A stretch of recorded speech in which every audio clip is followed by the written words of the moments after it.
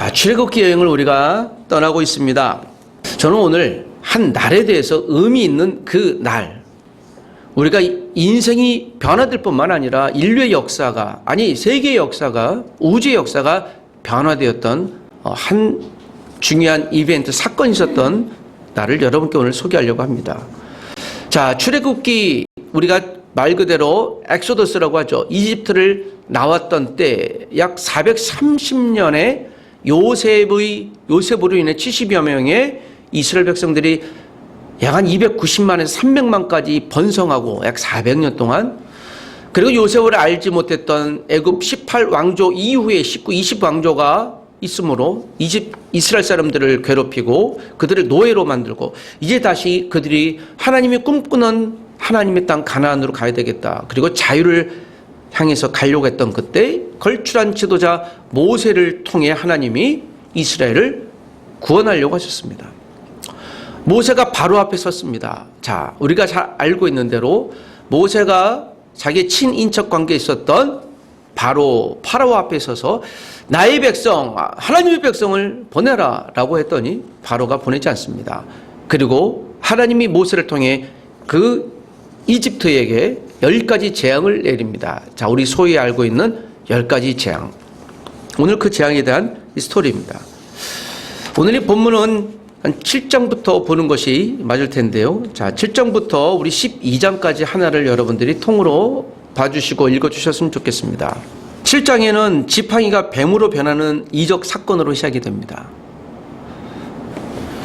모세가 아론에게 당신의 지팡이를 던져라 라고 했더니 지팡이가 무엇이 변했습니까? 뱀이. 이때 이집트의 마술사들도 뱀으로 변했어요. 저는 그 지점이 참 신비했어요. 하나님은 능력이 있어서 지팡이를 뱀을 뭐든지 할 수 있잖아요. 그런데 여러분, 이집트의 NIV 성경에 보면 매지션이라고 나왔어요. 그러니까 마술사라고 나와 있습니다. 어떤 이들은 그 트릭을 써서 지팡이를 뱀으로 던졌다라고도 하는데요. 뒤에 또 개구리 재앙까지 이집트 마술사들이 실제로 똑같이 행한 것으로 봐서 이 지팡이를 뱀으로 변하게 했던 것은 이집트 마술사도 실제 했던 일이에요. 여러분, 신비하지 않아요? 여러분, 사단도 능력이 있습니다. 그렇죠. 인간보다 능력이 있어요. 일부 능력을 보이기도 합니다. 그런데 이 사건 이 자체는 모세의 지팡이가 바로의 마술사의 지팡이, 즉 뱀으로 된 것을 삼켜버렸습니다. 이것은 상징적인 사건인데요. 이집트의 수호신 코브라, 이거 이집트의 수호신이었어요. 이게 뱀이거든요. 그 뱀을 조종할 수 있는 분이 하나님이라는 사건, 상징을 이제 첫 번째부터 보여준 겁니다. 그 기선제압한 거죠. 여러분, 싸움에는 기선제압이 필요합니다. 목소리가 큰 것이 필요해요. 의기양양한 것이 필요합니다. 믿음 생활에도 이 기선제압이 필요해요. 사단이 우리에게 위협합니다. 그렇지 않습니까? 제가 오래전에 무당을 전도해 본 경험을 얘기했잖아요. 제가 정말 잊혀지지도 않아요. 그 집에 처음 들어가 제가 전도하려고 양복 입고 무릎 꿇고 앉아있던 저를 손님으로 알고 이렇게 쳐다보시는데요. 그 처음 눈빛이 그분의 신내림을 받은 분이신데 아직도 잊히지 않아요. 40대 중반의 여성이었는데요. 저를 이렇게 정말 보시는데요. 어떻게 오셨어요? 그래서 자연계 자연법칙이듯이 하나님과 사람 사이에도 영적인 원리가 있습니다. 말했더니 그분이 나가세요. 그 눈빛이 저는 아직도 생생해요. 그래서 제가 이 원리까지 얘기했거든요. 하나님은 당신을 사랑하시며 당신을 놀랍게 갖고 있습니다 하면서 첫 번째 듣더니 빨리 나가라 큰 소리 치더라고요. 그러거나 말거나 나는 복음을 전해야 되니까 모든 사람은 죄에 빠져 있습니다. 그러더니 나가라고. 예수님 여러분을 당신 사랑하십니다. 그러더니 소금을 진짜 고스란히 하면서 주더니 제가 뭐라고 했는가 하면 안녕히 계세요. 내일 또 오겠습니다. 예, 그리고 그분이 이제 일주일 뒤에 문 닫고 정말 가셨더라고요. 저는 개인적인 경험이 있긴 한데, 그때 이제 복음에 뜨거움 갖고 복음을 나눴던 지금 생각해 보면, 그분의 눈빛이 너무 선명해요. 야, 날카롭다. 저에게도 막 기가 눌릴 뻔 했잖아요. 그런데 잘 기는 눌리지 않아요, 제가. 예. 제가 기가 도통 센 사람이 아니기 때문에. 믿음의 기가. 예, 그러거나 말거나, 나는 복음을 전해야 되는데, 그러다 무슨 일 나면 감사하지 뭐, 그런 생각을 갖고 했던 기억이 있습니다. 여러분, 뱀이 지팡이가 되고, 지팡이가 뱀으로 다시 변하는 이 사건은 그러므로 기선제압 사건이에요. 우리가 믿음으로 살아갈 때도 여러분, 하나님 앞에서, 하나님 오늘 나를 돕는 분이 되어 주십시오. 비록 우리가 때로는 어떤 상황에서도 좀 주눅들 수도 있겠지만 마치 골리앗 앞에 섰던 다윗처럼 우리가 주눅들지 않게 되길 합니다. 주눅들지 않으려면 어떻게 하셔야 돼요? 다윗이 골리앗 앞에 나갔을 때 이런 얘기했죠. 너는 칼과 창과 단창으로 내게 오거니와 나는 만군의 여호와 하나님 온 창조주 하나님 이름으로 너에게 간다라는 고백을 했잖아요. 우리가 기선제압 당하지 않을 수 있는 유일한 방법은 하나님의 말씀을 붙들고 사는 거예요. 매일 아침 우리가 하나님의 말씀을 읽고 묵상하는 그런 분이 필요한 것이죠. 10가지 재앙의 시작이 이렇게 시작이 됩니다. 자, 그리고 드디어 이집트 나일강을 피로 물들이고, 자, 8장은 개구리 이 파리 재앙, 9장은 가축 재앙, 피부병 전염 재앙, 10장은 메뚜기 재앙, 흑암 재앙까지 이루어지고요. 자, 그리고 장자 재앙까지 해서 11장까지 쭉 이루어지고, 출애굽의 이제 대서사가 11장, 12장부터 시작이 됩니다. 여러분 지금 10가지 좀 재앙을 얘기합니다. 저는 여러분께 다시 한번 이 재앙에 관해 오늘 소개하려고 합니다. 그런데 이 재앙은 단순히 그 재앙 정도가 아니라 그 재앙이 갖는 의미가 있는 것입니다. 이 10가지 재앙은 출애굽 당시, 즉 이집트는 여러분 그 당시 근동을 제패할, 즉 거대한 패권 국가, 그 패권 국가가 갖고 있었던 저력, 그 저력의 근간은 무엇이었을까? 그것이 바로 오늘 10가지 재앙이 포함되어 있는 거예요. 그들이 그렇게 될 수 있었던 이유, 그들이 믿고 있었던 신뢰할 만한 그들의 믿음의 영적인 에너지, 군사력 에너지, 경제적 에너지 어디서 나왔을까? 그것은 10가지 재앙이 축약되어 있는 것이죠. 미리 말씀드리면 여러분, 이 10가지 재앙은 전부 다요, 이집트 사람들이 믿고 있었던 신이에요. 하나하나가. 이집트의 대명사, 코브라라고 했잖아요. 그 이집트의 수호신 코브라. 그 지팡이를 코브라 뱀으로 만들었는데 모세 지팡이가 먹었잖아요. 자, 이제 영적인 기선제압 싸움이라고 했죠. 이집트의 수호신이 이스라엘의 모세의 지팡이에 잡혔네. 자, 여기서부터 일들이 시작됩니다. 자, 첫 번째 재앙은 나일강을 피로 변하게 한 사건이에요. 모세가 하나님 말씀대로 지팡이를 나일강에 꽝! 그랬더니 피로 물들였던 것이죠. 여러분, 나일강은 어떤 강입니까? 이집트의 젖줄로 알려져 있지 않습니까? 나일강. 말 그대로 젖줄이에요. 젖줄이라는 게 뭐예요? 생명줄이라는 거예요. 그거 먹고 살았던 거죠. 여러분, 먹고 사는 생명줄이 피로 변하면 어떤 일이 벌어집니까? 먹을 수 있어요, 없어요? 없죠. 자, 이것은 애굽인들이 생명의 근원으로 경배하고 있었던 나일강 자체를 향하여 이 재앙을 내린 거예요. 누가? 하나님이요. 이 나일강의 수호신이 있는데 크누미라는 신이에요. 이집트 사람들이 믿었던 나일강, 그걸 크누미라는 신으로 제사 지내고 젖줄이라고 하죠. 이런 현상을 우리가 많이 봅니다. 한국의 속초 강릉에 가보면 거기 바다신에게 경배하고 안전을 지켜달라고 하는 굿이에요. 여기뿐만 아니라 전 세계에 출항하는 배들은요, 다 그런 미신들이 있어요. 우리를 지켜주는 어떤 신, 그게 공통적이에요. 즉 인류의 모든 사람들의 심성은 같은 거예요. 저 바다가 우리를 지켜준다. 인간이 나약하니까요, 신을 믿는 것이죠. 나일강을 피로 만들었다. 그 쿠눔이라는 신을 하나님이 지금 묵사발낸 거예요. 그랬더니 여러분, 이집트의 마술사들도 어떻게 해요? 똑같이 따라해요. 이게 바로가 우리도 이런 능력이 있어. 자, 바로의 입장에선 이것이 무승부라고 느껴질 수 있어요. 두 번째 재앙이 출애굽기 8장에 나와요. 두 번째 재앙이 무엇입니까? 개구리 재앙이에요. 무수한 개구리를 데리고 와서 여러분 이집트에 올라오게 합니다. 개구리가 올라오니까 어떤 일이 벌어져요? 시끄럽기도 하고 밤잠도 못 잤을 것이고, 또 여러분 생각해 보십시오. 지금 이곳에 개구리가 그냥 그래서 여러분 침상에든지 밥그릇 안에든지 또는 내 이불 속에든지 가방에 내 모든 것이 개구리가 있는 거예요. 개구리가 어떤 것일까? 개구리가 풍요로운 곡식 다산의 상징인 애굽의 여신 헤켓이라고 하는 개구리를 그렇게 믿었어요.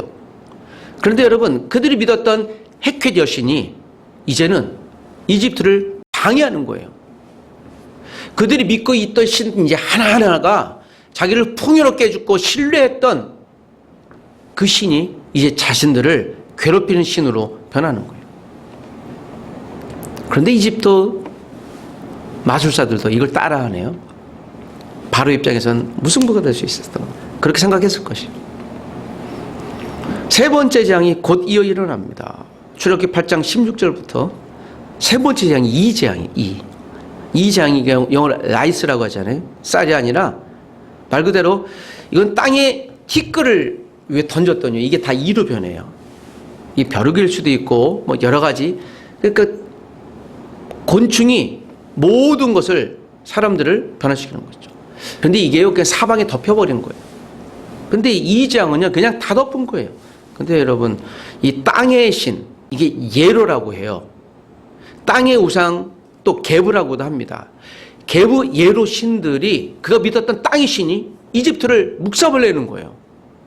자 여기서부터는 여러분 따라하지 못해요. 그런데 바로가 마음이 강팍해져요. 안 보내줘요. 네 번째 재앙이 어떤 재앙이에요? 출애굽기 8장에 파리 재앙이에요. 여러분 파리가 있으려면 무엇이 있어요? 더러운 것이 있잖아요. 이 파리 재앙, 그 이집트 10가지 재앙을 보면요. 지금 이집트 피라미드에 있는데 그 쇠똥굴이라고 있어요. 앞에 이렇게 뿔이 있고 이것을 그들이 믿었어요. 쇠똥굴이 이것이 바로 이렇게 파리라고 그들이 인식했던 거예요. 쇠똥구리가 우리를 돕는다.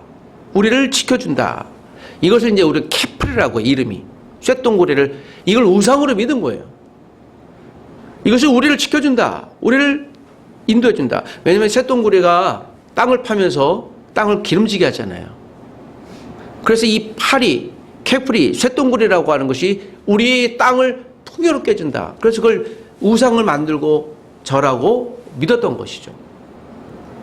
여러분 파리가 우리를 유익하게 해준답니다.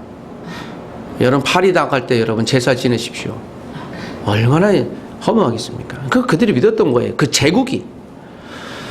그리고 곧이어 또 재앙이 오죠. 출애굽기 9장에 보면 이 가축 돌림병 재앙이 와요.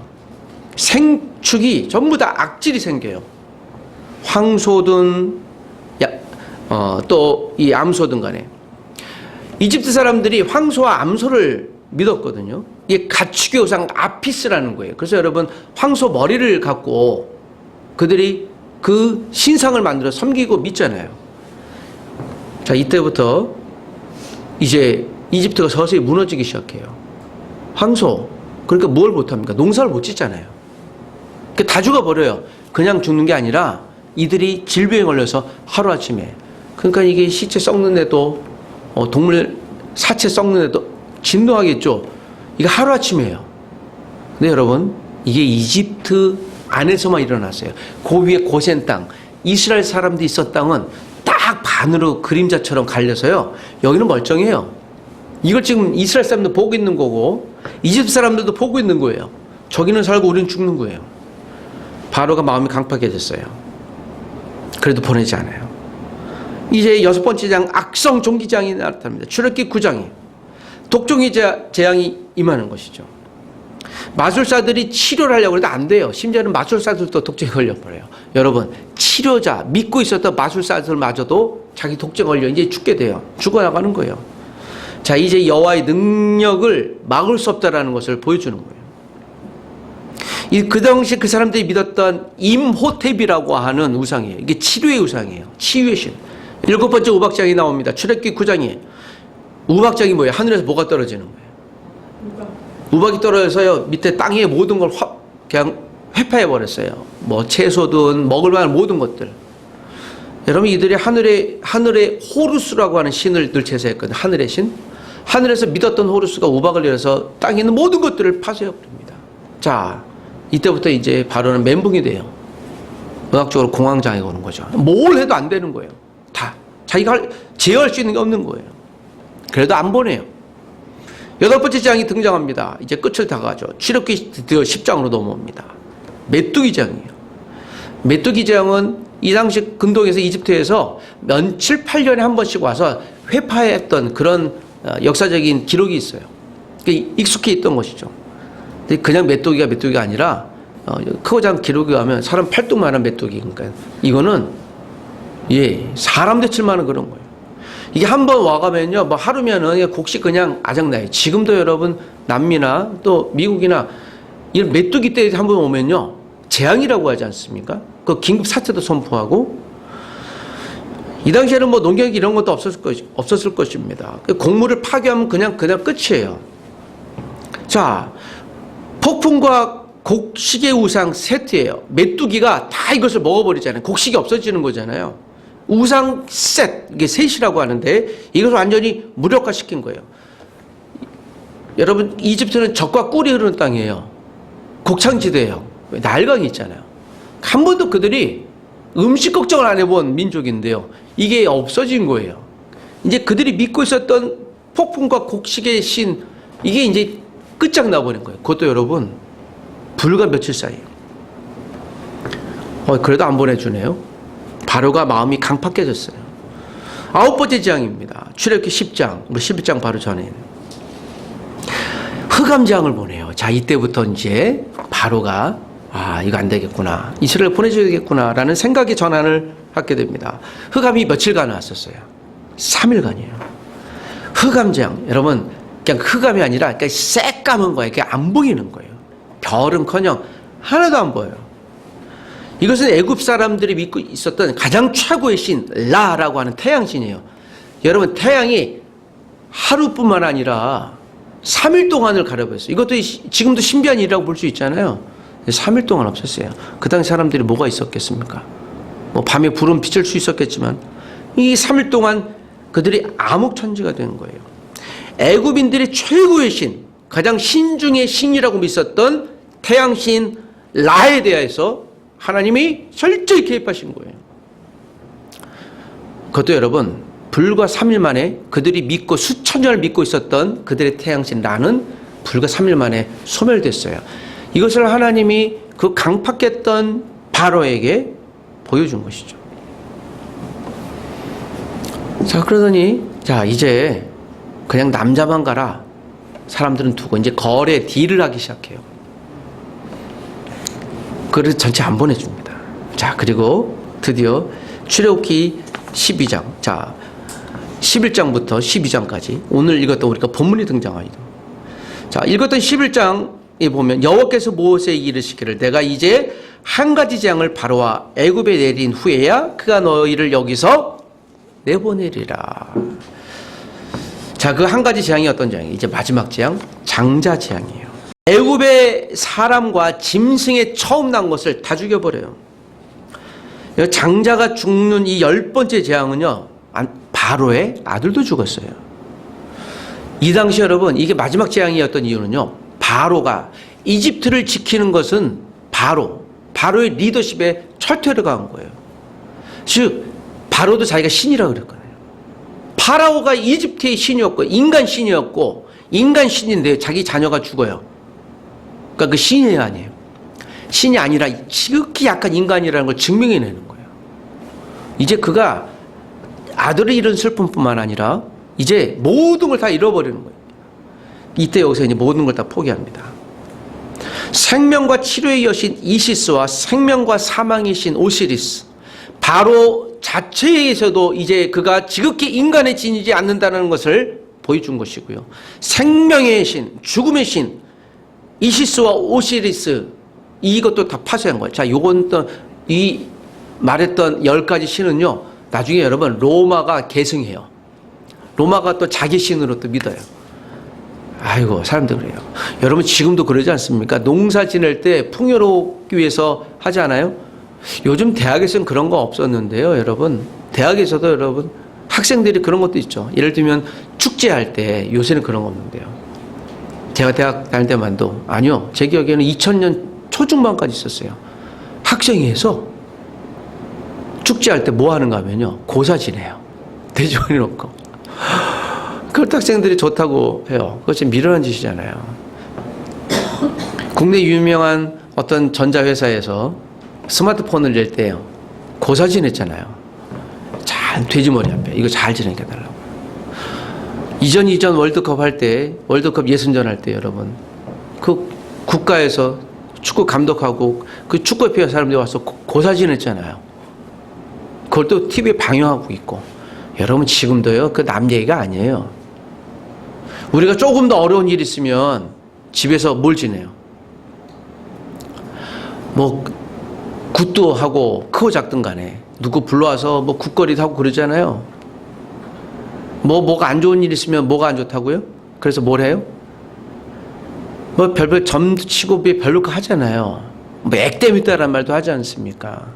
여러분 이 당시 애굽의 10가지 재앙이나 이들이 믿고 있었던 신이나 우리나 별반 다름없을 수 있어요. 신약에서 고린도전서에도 그들이 믿었던 우상 있잖아요. 고린도 도시가 믿었던 아프로디테 여신을 여전히 믿어갖고 성도지만 다시 그들을 믿고 했던 것들이 바울이 권면하고 또 화도나고 책망도 하잖아요. 이때나 그때나 지금이나 별반 다름없어요. 모양만 다를 뿐이지 이 10가지 재앙 완전히 다 무너진 거예요.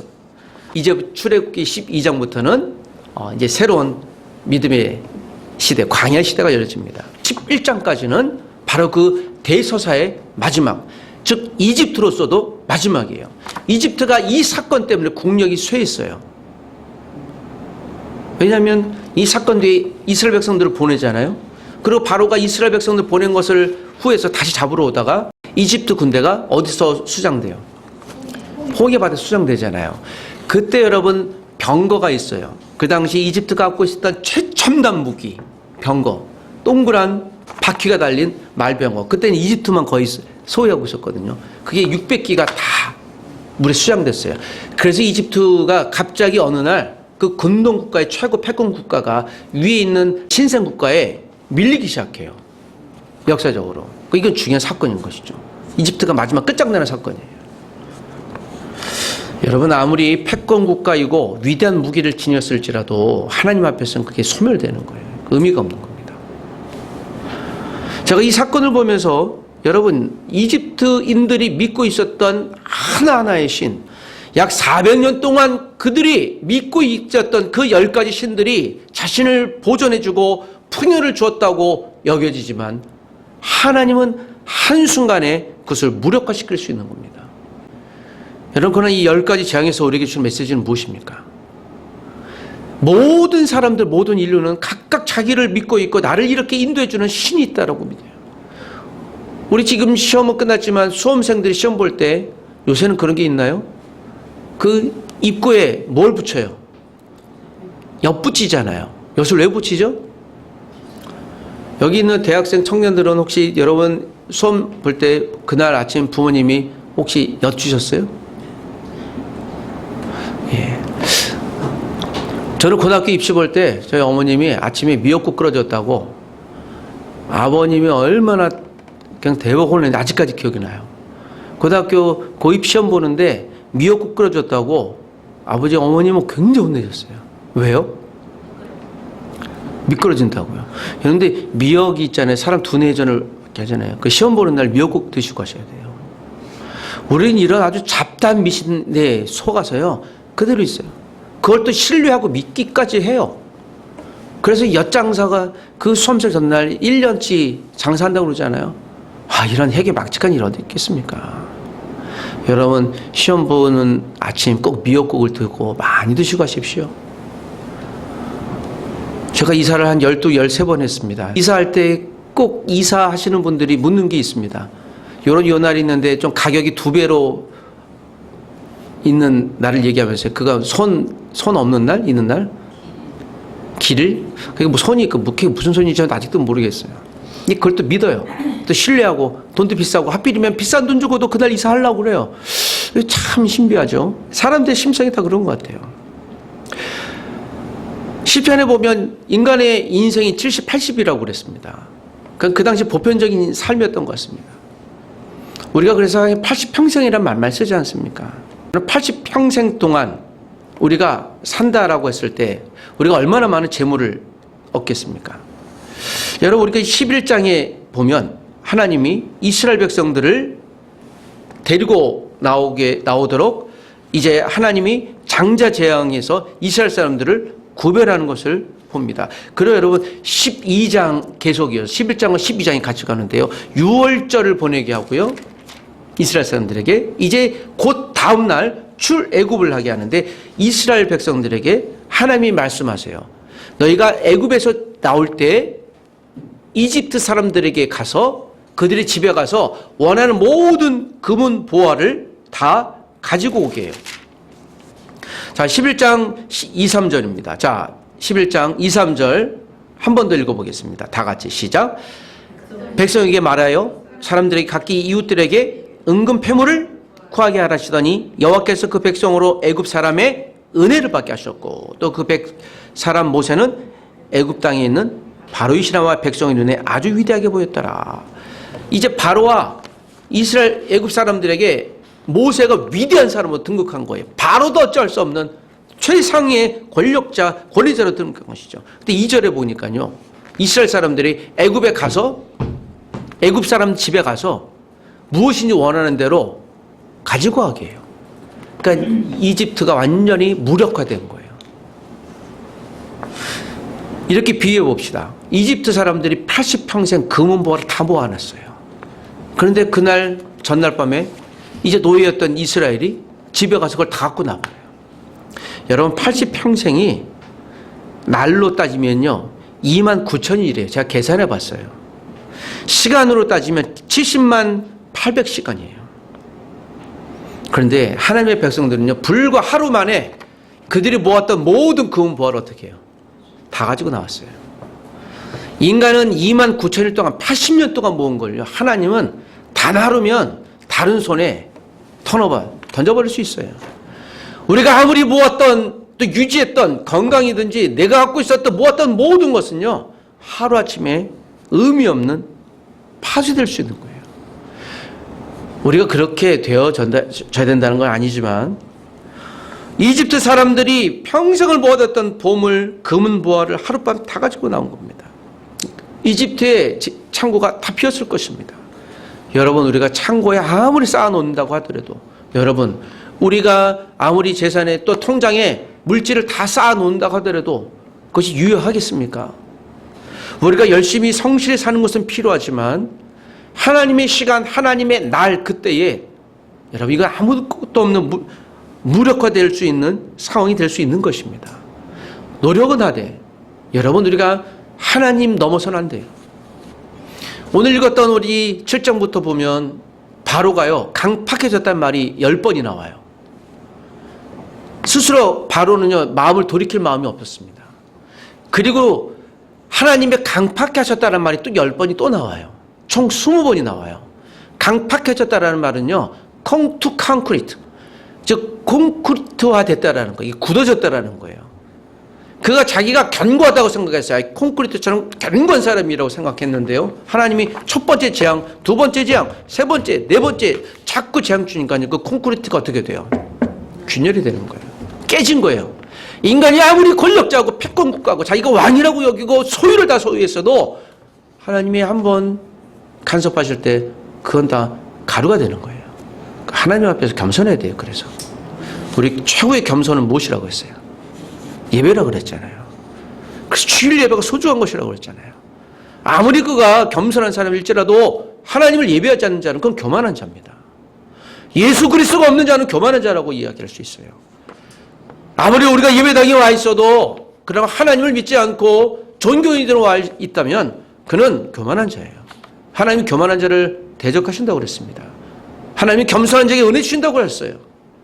여러분 오늘도 이 말씀이 저와 여러분에게 하나님의 말씀으로 각인되어야 될 줄 믿습니다. 그냥 사단이 이집트가 징벌받았으니까 꼬사다라는 것 이상으로 여러분 하나님은 믿음의 인과 응보를 반드시 갚는 분이에요. 십계명 어떤 것이 아닙니다. 네 이웃에 대해 거짓 증거하지 말아야 됩니다. 하나님이 갚으실 거예요. 인간이 갚는 건 한계가 있어요. 그러나 하나님이 등장하시면 게임 끝나요. 그 전에 회개해야 돼요. 오늘 이 본문의 이집트 바로는 하나님 앞에 회개했다는 기록 한마디 나오지 않아요. 후회했다는 말은 딱 한마디 나와요. 강팍했다. 여러분, 우리 마음이 강팍해지지 않길 원합니다. 혹 강팍해졌다면 하나님 앞에 겸손을 찾으셔야 될 줄 믿습니다. 역사의 밤은 하루면 충분해요. 이스라엘 역사의 밤은 하루면 충분합니다. 이스라엘이 가져왔던 그 금은 보화는 어디에 사용됐을까요? 결국 하나님의 성막을 짓는 도구로 사용됐어요. 이스라엘을 위한 풍요로움을 위해 주신 보물이 아니에요. 성막의 용도는 무엇이에요? 하나님 예배하는 도구예요. 그러므로 우리에게 주어진 모든 금은 보화나 건강이나 재능이나 시간이나 관계없이 여러분 하나님을 예배하는 데 집중하는 예배 통로로 사용되어지기를 여러분들이 믿고 간구하셔야 될 줄 믿습니다. 혹시 여러분에게 하나님의 물질의 축복을 주셨습니까? 건강의 축복을 주셨습니까? 재능의 축복을 주셨습니까? 자랑하지 마십시오. 그것이 하나님 나라를 위하여 이웃을 위하여 사용되는 통로가 될 줄 믿습니다. 말씀을 정리하십시다. 인간의 80평생을 아무리 쏟아 모을지라도 하나님이 보장하지 않으시면 한순간 없어지고 허무하게 되는 가루가 될 수밖에 없는 사실을 오늘 10가지 재앙을 통해 우리가 배웠습니다. 하나님 역사에 보면 하루면 충분합니다. 혹시 고난의 시간에 계신 분이 계십니까? 기도의 응답이 더디되거나 내가 억울한 상황에 있거나 답답한 상황에 있거나 파산되는 상황에 있거나 건강이 무너진 상황에 있어서 좌절의 극치에 계십니까? 여러분 조금 더 견뎌주시길 부탁드립니다. 하나님의 하루는 아직 오지 않았습니다. 내게 풍족한 것이 있다면 그것으로 인하여 교만하지 마십시오. 그것이 하나님 나라를 위해 쓰임받고 있지 않다면 그것은 나를 망하게 하는 우상일 수 있습니다. 여러분 자녀가 우상되지 않길 원합니다. 다시 한번 말하는데 물질 우상되지 않길 원합니다. 내가 물질을 보관한다고 그것을 집중하지 마십시오. 그것이 우상이 될 것입니다. 건강 있다고 자신만만하지 마십시오. 그것은 10가지 우상일 수 있습니다. 친구가 많다고 권력이 많다고 자랑하지 마십시오. 우상일 수 있어요. 하나님은 그 우상에 대하여 저주하시고 그것을 회파하실 것입니다. 하나님 나에게 겸손함을 주시옵소서. 하나님의 역사의 밤이 하루면 충분하다고 하셨습니다. 주님 오늘이 오늘 그 6월절 같은 하룻밤이 되게 하여 주시옵소서. 내 인생의 역전의 밤이 되기를 원하고 역전의 날이 되기를 원합니다. 여러분 하나님 앞에서 하나님이 일하실 것을 기대하는 이번 한 주가 되시고 올 한 해가 되십시오. 여러분의 인생이 되시기를 주 이름으로 부탁드립니다. 같이 기도하십시다.